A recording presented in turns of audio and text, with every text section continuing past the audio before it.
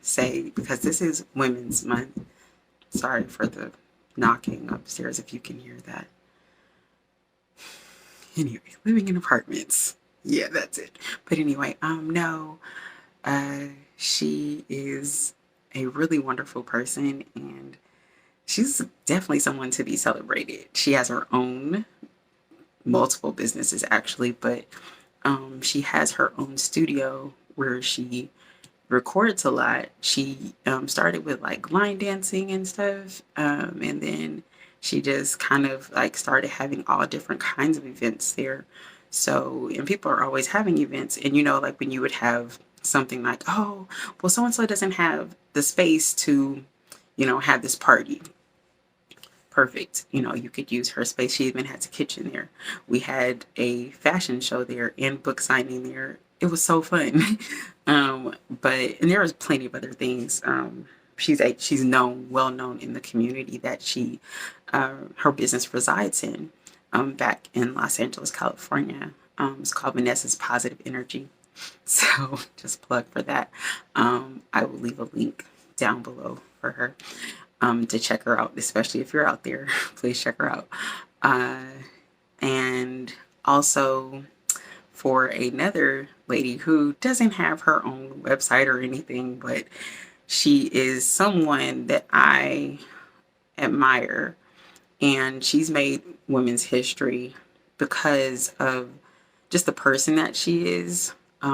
She has done so much for, I think, for little girls even. Now, I didn't know her when I was a little child. I didn't meet her till many years later. I met her daughter first, and then I connected with her mom. But anyway, she was a stewardess in a time where there weren't many women of color. So she broke a few barriers on that end as well. And I think one of the stories goes that, like, when you had to stay in different cities when they would land, you stay in a hotel, unless you have family in town in that particular area where you're in. But you may not have family there. So most of them would stay in a hotel. Now, some places, they were still not necessarily taking a black woman in there. Like, no, like, I don't want her in here. They try and put her in, something different, in another smaller place, or, discriminate against her, I'm sure. And then on top of that, uh, the really great thing is that little girls, who were the same skin tone as her probably looked or and said, whoa, like, she looks so cool. She seems so happy and smiling because she has a really beautiful smile. She'd love to know that. But I just want to let her know, and that's Miss Jackie Powell. I love her heart, her spirit. She is a director of a nonprofit transitional home in LA, and she just, always exudes this spirit of you can do it, always encouraging, always willing to listen, and she'll give it to you straight. She don't pull no punches too. So we call her Mama J sometimes, but she's really sweet, and I thank God for her. Then her daughter, both of her daughters actually. I was like, I could put both of them out there, and I think I will. Yeah, we'll say that too. So both of her daughters, Miss Kimberly Blanks, who, oh my goodness, I need a whole video for her. But really quickly, just want to celebrate her because she has overcome many obstacles, and I've seen her as her friend, as her sister, like stand there by her and see her just knock out some things that she thought she couldn't do. She's a great mom and a grandmother, and a teacher. She is an educator, and and she's also a polyglot. I think, don't hurt me if I say it wrong. Polyglot. That means that she speaks many languages. So I think currently she's French, Spanish, English, and she may have learned another language by now too. I don't know. I think she knows some sign language. So there you go. And, she's also a lover of traveling, and she, is encouraging. She's an encouraging type of person. Definitely soft spoken sometimes, most of the time, actually. And then she'll also tell it to you straight. But she is someone I think that should be celebrated. And then her sister, Kristen, my. I just, I love her. And I, again, did not meet her either until many years later. We didn't grow up around each other. I met these ladies later on in my early, well, I won't say early, I say late 30s. And just, came to love them. And they are family to me.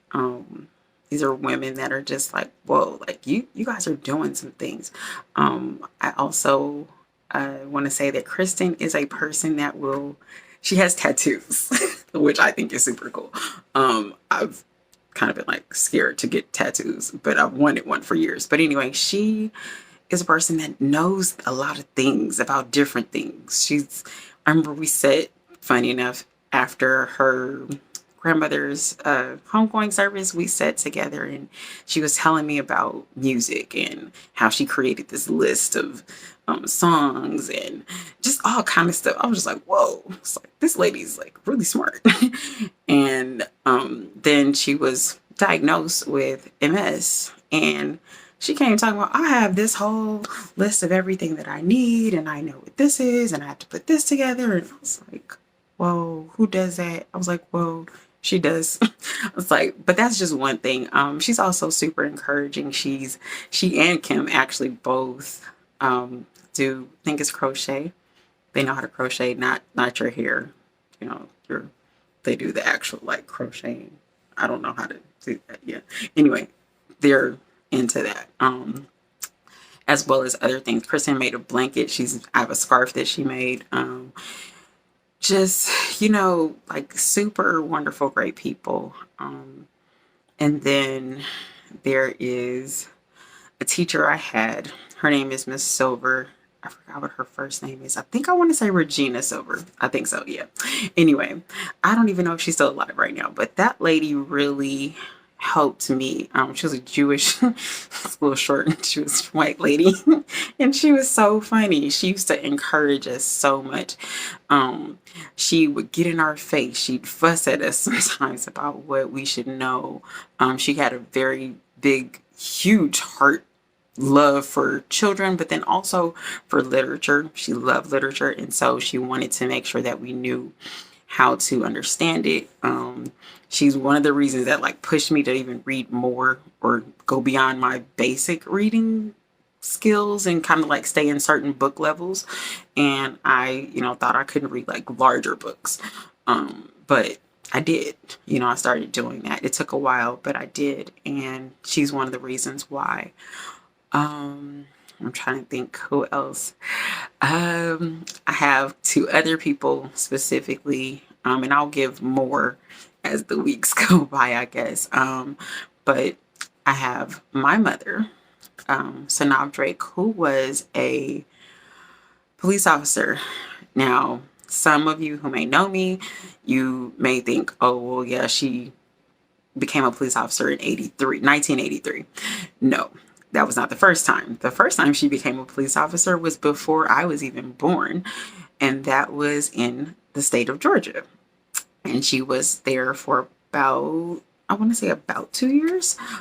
She went through the academy out there. This was in the late 70s, toward the end, the ending of the 70s.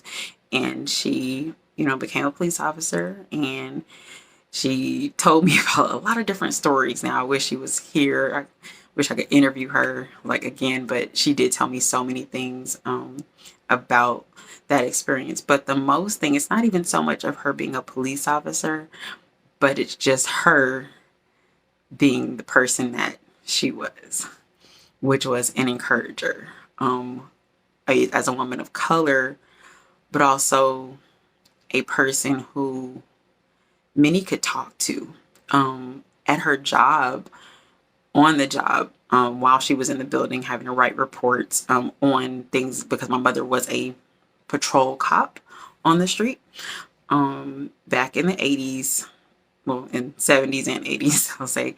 And so being in so many different environments, she learned how to do face-to-face communication with people, with all different types of people. She was around many different types, not just one group of person, not just two, three groups of persons. She was around many different ones, and she tried to make sure that she was part of the community. She did not want to just be, oh, I'm just a cop on the street and I'm doing my job. No, I need to actually be involved in some of these meetings that they have in the community. I need to know what's going on in the heart of the community so that I can serve better. And that's what she did.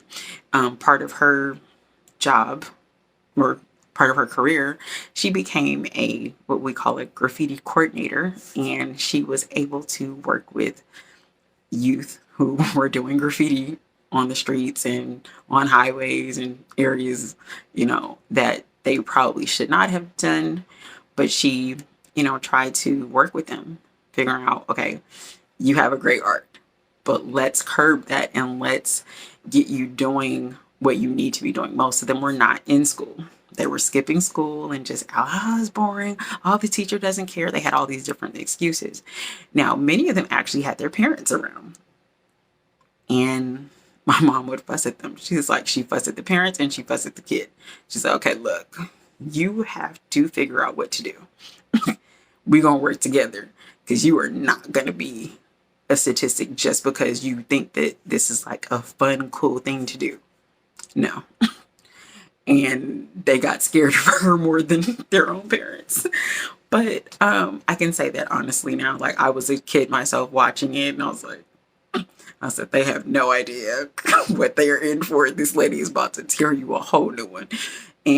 But in love, she did it in love. They could tell, that she cared about them. And they would come back and say, you did this, you helped me with this and I'm doing better. I got a B. They run. I want to show her my book report, or I want to show her, what grade I got on, my math test, or,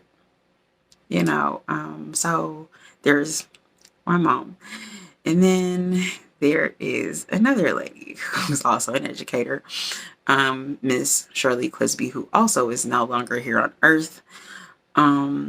She, man, again, so much more to give on them, but she was someone that really just loved on her students. She was an educator. I met her when I started at 6th grade at Baldwin Hills Elementary School back in Los Angeles, and she was someone that just inspired me to do better. She pushed me to do better. She pushed me to get out of my fear. And because of her, many, many years later, I was finally able to do my first poem at a friend's, what was it? I guess it was a women's event. It really wasn't a women's event, but it was a conference. Yeah, it was a small conference, a 1-day conference. And it was celebrating many women, actually, what they're doing, how they're pushing forward by, helping the community, using their gifts and talents. And so I was able to do that because of Miss Shirley Ann Clisby. And she pushed me and many other students to do our best. She knew about the Black colleges and she was just like, okay, you guys can go here. This is where you can go. And she was even trying to figure out, ways to get many of us to go on college tours to see other colleges. If we were interested in other colleges, go see where you need to go. Check out the area. And so she was encouraging about that. And when I first started university, she was really sick and she was still encouraging me. She was like, I'm so happy for you. I'm just excited. This was a message sent through my mother because I was at school and I wanted to go see her again while I was in school. This was just for a summer program and I wasn't able to, and I was so sad. But I can say that because of that woman, I wrote my first book. she's one of the reasons that I did that. And she encouraged so many others. There are others who are activists for different things. The man that she was dating at the time had a daughter, and his daughter is doing something really spectacular. I don't even know. I forgot what it was. I happened to see it on social media somehow. But she's doing great things. And I know, that somehow, Miss Clisby was in a definite push, a definite encouragement for her to do what she's doing. There was another young lady that was in our class. We actually had two young ladies. They both came from other states. One of them came from Tennessee, I believe, and the other one came from Mobile, Alabama. In sixth grade, that was the last grade of that school. It only went up to sixth grade, and these two young ladies were taught by our teacher, Miss Clisby, and she worked with them. They were very country, southern accents, dialects, and some of the students were laughing, and Miss Clisby told them not to laugh. It was like they had never really heard that. We're California kids, but I had. And I befriended them as much as I could too. And they were interesting young ladies, but they really were interested in doing their work. And they really needed some guidance. One of which I think the young lady from Tennessee, I'm not sure exactly, but I think that she was in a very precarious family situation, which is why she was out there in the first place, and just lots of things just weren't going right. And so Miss Clisby was constantly encouraging her. She would take time to talk with her after class time, while we were usually playing on the yard and stuff. And she wasn't interested too much in playing with us. She was just more like, like I have like adult stuff that I have to deal with. And so she was being encouraged. Yeah, so I think I think that's enough for now. I want to just and I will celebrate. I literally celebrate all the women who've been in my life for forever. But I will talk more about that on another video. But I just wanted to come on and share that. And you're a woman. You were born from a woman. Most of us were. It's like, hey, God bless you.